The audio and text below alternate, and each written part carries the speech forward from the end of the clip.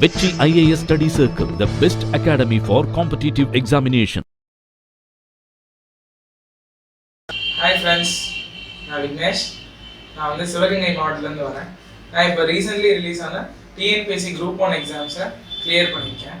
So என்னோட இந்த வெற்றியை வந்து நான் வந்து என்னோட parents, family, relatives and friends and வெற்றி ஐஏஎஸ் அகாடமி சண்முகம் சார் எல்லாருக்கும் டெடிகேட் பண்ணிக்கிறேன். ஸோ இப்போ என்னோட மெயின் ஸ்ட்ராட்டஜி அப்படின்னு பார்த்தீங்கன்னாக்கா, இந்த எக்ஸாமே வந்து ஒரு 1 year process. So starting from the date of notification வந்து ஃபைனல் ரிசல்ட்ஸ் வரதுக்குள்ளே 1 year ஆகும் உங்களுக்கு. ஸோ நோட்டிஃபிகேஷன்லேயே பார்த்தீங்கன்னா உங்களுக்கு எப்படின்னா அதே கிளியராக மென்ஷன் இருக்கும். இது 3 stages of examination: preliminary, mains and interview. ப்ரிலிமினரியை பொறுத்த வரைக்கும் உங்களுக்கு வந்து அப்ஜெக்டிவ் பேஸ்டு கொஷின் இருக்கும். ஸோ அது வந்து இட்ஸ் அ ஸ்க்ரீனிங் டெஸ்ட். அதில் வந்து நீங்கள் மார்க்ஸ் எதுவுமே ரிசல்ட்ஸ்க்கோ மெயின்ஸ்க்கோ கன்சிடர் பண்ண மாட்டாங்க. It's a just pass away test. நீங்கள் பாஸ் ஆகிட்டீங்கன்னா உங்களை அடுத்த ஸ்டேஜுக்கு அலோவ் பண்ணுறதுக்கான டெஸ்ட்டு. ஸோ ப்ரிலிம்ஸ்லேருந்து மெயின்ஸுக்கு வந்து 1:50 ரேஷியோவில் எடுப்பாங்க. மெயின்ஸ் எக்ஸாம் பார்த்தீங்கன்னா ஒரு 3 papers இருக்கும். GS1, GS2, GS3 அப்படின்னு 3 பேப்பர் இருக்கும். ஸோ ப்ரிலிம்ஸ் பாஸ் ஆன 1:50 ரேஷியோவில் பாஸ் ஆன எல்லாருமே மெயின்ஸ் எழுதுவாங்க. அதுக்கான 2 கேப் வந்து பார்த்தீங்கன்னா ஒரு 3 months கிட்ட இருக்கும். அந்த மெயின்ஸில் வந்து நீங்கள் எடுக்கிற ஸ்கோரை பொறுத்து உங்களை வந்து அடுத்த லெவல் இன்டர்வியூக்கு கூப்பிடுவாங்க. இன்டர்வியூக்கு வந்து உங்களை 1:2 அப்படிங்கிற ரேஷியோவில் கூப்பிடுவாங்க. ஸோ 1:2 ரேஷியோவில் கூப்பிடும்போது இன்டர்வியூ உங்களை கண்டக்ட் பண்ணிவிட்டு அதில் யார் டோட்டல் வேகன்சிக்கு அதில் டாப்பில் இருக்கவங்கள உங்களுக்கு வந்து சர்வீஸ் அலோகேஷன் கிடைக்கும். ஸோ ப்ரிப்பரேஷன் ஸ்ட்ராட்டஜி அப்படின்னு பார்த்தா நீங்கள் ப்ரிலிம்ஸ்க்கு மெயின்ஸ் ஃபாலோ பண்ணிங்கன்னா ஈஸியாக இருக்கும்னு நான் ஃபீல் பண்ணுறேன். பிகாஸ் இப்போ வந்து ப்ரிலிம்ஸ் வந்து உங்களுக்கு ஜஸ்ட் ஒரு ஸ்க்ரீனிங் டெஸ்ட்னால அதில் எடுக்கிற ஸ்கோர் வந்து உங்களுக்கு இம்பாக்ட் இருக்காது. ஸோ மெயின்ஸ் தான் உங்களோட இதை ரேங்க் அண்ட் சர்வீஸ் டிட்டர்மைன் பண்ணும். ஸோ அதனால நீங்கள் மெயின்ஸில் எவ்வளோக்கு உங்களால் மேக்ஸிமம் எடுக்க முடியுமோ அவ்வளோக்கு மேக்ஸிமம் எடுத்தால் நல்லது. ஸோ இப்போ 3 பேப்பரில் வந்து GS1, GS2, GS3 வந்து நீங்கள் ரைட்டிங் ப்ராக்டிஸ் நிறைய எடுத்துக்கோங்க. ஸோ படிக்கும் போதே நீங்கள் எடுத்த உடனே சிலபஸ் படிக்கும்போது PCM ப்ரிலிம்ஸ் கம் மெயின்ஸுங்கிற ஒரு ஸ்ட்ராட்டஜியை ஃபாலோ பண்ணி இந்த ப்ரிலிம்ஸுக்கும் மெயின்ஸுக்கும் என்ன காமனான சிலபஸ் வருதோ அதை முதல்ல முடிச்சுக்கோங்க. ஸோ ப்ரிலிம்ஸ் வந்து கொஞ்சம் ஃபேக்சுவலாக வரும், மெயின்ஸ் வந்து கொஞ்சம் டிஸ்கிரிப்டிவாக படிக்கும். அனலைஸ், கிரிட்டிக்கல் அனலைஸ், எவாலுவேட், எலிசிடேட் இந்த மாதிரி ஒரு கொஸ்டினை வேரியஸ் ஆஸ்பெக்டில் படித்தா அது மெயின்ஸ். இப்போ மெயின்ஸுக்கு பார்த்தீங்கன்னா ஆன்சர் ரைட்டிங் ஸ்ட்ராட்டஜி அப்படிங்கிறது ரொம்ப ஒரு முக்கியமானது.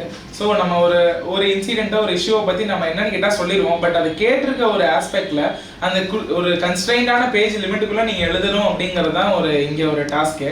ஸோ அதுக்கு நீங்கள் முன்னாடியே ஒரு ஹோம்ஒர்க் பண்ணலன்னா எழுதுறது கஷ்டம். ஸோ அதனால் நீங்கள் முன்னாடி உள்ள ஒவ்வொரு இஷ்யூவை வேரியஸ் ஆங்கிள் அண்ட் டைமென்ஷனில் அனலைஸ் பண்ணிங்கன்னா நீங்கள் அங்கே எக்ஸாம் எழுதும்போது அந்த யோசிக்கிற டைமை சேவ் பண்ணால் இந்த டைத்தை சேவ் பண்ணிங்கன்னா உங்களுக்கு பேப்பர் கம்ப்ளீஷன் வந்து ஹெல்ப்ஃபுல்லாக இருக்கும். ஸோ இந்த மாதிரி 3 பேப்பருக்கும் ஒவ்வொரு பேப்பருக்கும் ஒரு டாப்பிக்கில் கவர் பண்ணுங்கள். நீங்கள் நியூஸ் பேப்பர் படிக்கும்போது அதை எப்படி படிக்கிறீங்க அப்படின்னா சிலபஸில் உள்ள டாபிக்ஸ் வந்து என்னென்ன நியூஸ் வருதோ அதை கொஞ்சம் மோர் எம்பசைஸ் பண்ணி ரொம்ப ஸ்ட்ரிக்டாக அதை ஃபாலோ பண்ணுங்கள்.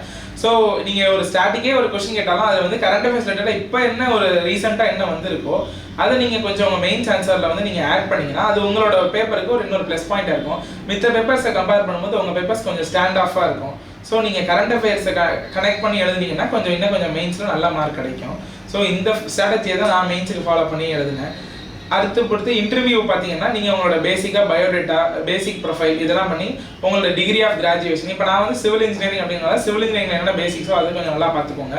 அதுக்கடுத்து என்னென்ன போஸ்ட் கொடுத்துருக்காங்களோ அந்த போஸ்ட்டோட டிஸ்கிரிப்ஷன், அதோட ஃபங்க்ஷனு, ஸோ அந்த மாதிரி டீட்டெயில்ஸ் பார்த்துட்டு அதுக்கடுத்து ஒரு ஜென்ரலாக என்ன ஒரு அட்மினிஸ்ட்ரேட்டருக்கு என்னென்ன மாதிரி எல்லாம் ஒரு ஸ்கில் வேணும்னோ அதை உங்களை டெஸ்ட் பண்ணுவாங்க. இதெல்லாம் முடிச்சிட்டிங்கன்னா உங்கள் ஃபைனல் மெரிட் டெஸ்ட்டில் இந்த இயருக்கு எவ்வளோ கட் ஆஃப் வந்திருக்கும் அதில் உள்ள வந்துட்டிங்கன்னா உங்களுக்கு சர்வீஸ் கிடச்சிரும். ஸோ இப்போ பார்த்தீங்கன்னா இந்த மெயின்ஸுக்கு வந்து பார்த்தீங்கன்னா நான் ஒரு புதுசு அப்படிங்கிறதுனால இந்த சிவில் இன்ஜினியரிங்லேருந்து இந்த நான் சிவில் சர்வீஸ்க்கு ப்ரிப்பேர் பண்ணும்போது பார்த்தீங்கன்னா சில சப்ஜெக்ட்ஸ் ஹிஸ்ட்ரி, பாலிட்டி எல்லாமே ரொம்ப நாளைக்கு முன்னாடி படித்தது ஒரு டச் இருக்காது. ஸோ அப்படிங்கும்போது நீங்கள் வந்து உங்களுக்கு யாராச்சும் ஒரு கைட் பண்ணுற மென்டார், ஸோ அவங்களோட ஹெல்ப் எடுத்துக்கிட்டிங்கன்னா உங்களுக்கு இன்னும் கொஞ்சம் டைம் சேவ் ஆகும், நீங்கள் இன்னும் கொஞ்சம் எஃபிஷியண்ட்டாக பண்ணலாம். ஸோ ஆன்சர் எழுதும்போது பார்த்தீங்கன்னா அதை வந்து நீங்கள் எவாலுவேட் பண்ணிக்கோங்க. ஸோ நம்மளால செல்ஃப் எவாலுவேஷன் பண்ணலாம், ஒரு மென்டார்ஸ் இருப்பாங்க, உங்களுக்குன்னு ஒரு மென்டார்ஸ் இருப்பாங்க. நீங்கள் பார்த்து அவங்கள்ட்ட கொடுத்தீங்கன்னா எந்த இடத்துல தப்பு பண்ணுறீங்க, எந்த மாதிரி கொடுக்கலாம், என்ன மாதிரி ஒரு ஸ்டாண்ட் அவுட் பாயிண்ட்ஸ் கொடுக்கலாம், இந்த மாதிரி எப்படி கொடுக்கலாம்னு உங்களுக்கு கைட் பண்ணுவாங்க. ஸோ நான் ஆன்சர் எழுதும் போது எனக்கு ஸ்டார்டிங்கில் ஆன்சர்ஸ் அவ்வளோக்கா கரெக்டாக வரலை. ஸோ நான் ஒரு 4-5 தடவை எழுதும்போது கொஞ்சம் ஆன்சர்ஸ் வந்து ரொம்ப நல்லா ஸ்ட்ரக்சர் பண்ணி எழுதுறேன். ஸோ வந்து அது இப்போ ஆன்சர் ரைட்டிங்கில் வந்து சண்முகம் சாரோட ஒரு கைடன்ஸ் வந்து ஒரு ப்ரிடாமினன்ட் பார்ட்டாக எனக்கு ஹெல்ப்ஃபுல்லாக இருந்துச்சு. ஸோ அவர் சொல்லும் போது பார்த்தீங்கன்னா ஒரு இஷ்யூவை வந்து நீங்கள் அப்படியே எழுதாமல் என்ன கொஸ்டின் கேட்டிருக்காங்களோ அதை எழுதி உங்களோட way of point of view எழுதுனீங்கன்னா இன்னும் கொஞ்சம் நல்லா இருக்கும் அப்படிங்கிற மாதிரி சொன்னார். ஸோ அதை நான் ஃபாலோ பண்ணேன். One of the strategy and one of the way to clear the exam. So இது மாதிரி 181 ஸ்ட்ராட்டஜி இருக்கலாம், ஒவ்வொருத்தங்களுக்கு ஒவ்வொரு ஸ்ட்ராட்டஜி இருக்கும்.